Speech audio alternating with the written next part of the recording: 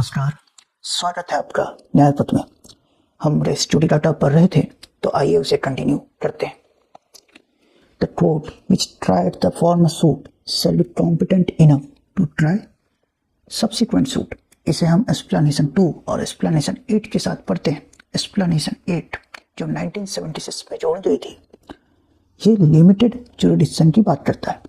इसमें केस भी है गोपीनाथ वर्सेस भागवत प्रसाद, कलकत्ता हाई कोर्ट। ये 1884 का केस है। इसमें प्रॉपर्टी का मैटर था। यहाँ क्या है, अभी जैसे कि हमने देखा कि जो कोर्ट फॉर्मर सूट को ट्राई करती है वो सब्सिक्वेंट सूट को ट्राई करने के लिए कॉम्पिटेंट होनी चाहिए। यहाँ प्रॉपर्टी का मामला था और पहला जो फॉर्मर कोर्ट था वो मुंसिफ कोर्ट था और सब्सिक्वेंट सूट जो था वो हायर कोर्ट में था। इस केस में सवाल उठा कि अब उस प्रॉपर्टी की कीमत हाई हो चुकी है। अब मुंसिफ कोर्ट की कॉम्पिटेंसी है नहीं कि वो सब्सिक्वेंट सूट को ट्राई करे, तो क्या इसमें रेस जुडिकाटा अप्लाई होगा?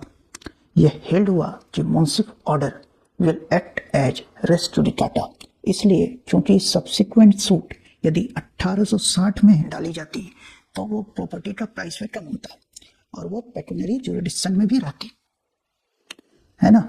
इसलिए एक्सप्लेनेशन 8 लिमिटेड जुरिडिक्शन की बात करता है।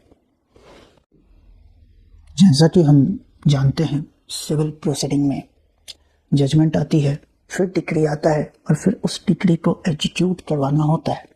यहाँ पे एग्जीक्यूशन प्रोसीडिंग में रेस जुडिकाटा अप्लाई होता है और ये बात हमें एक्सप्लेनेशन 7 में दिया है।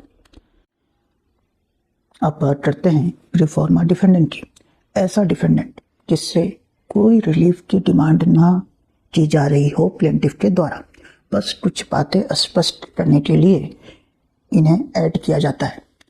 यदि प्री फॉर्मा डिफेंडेंट कोई सूट डालें तो उनमें रेस जुडिकाटा अप्लाई नहीं होता। ये था अपना पूरा रेस जुडिकाटा।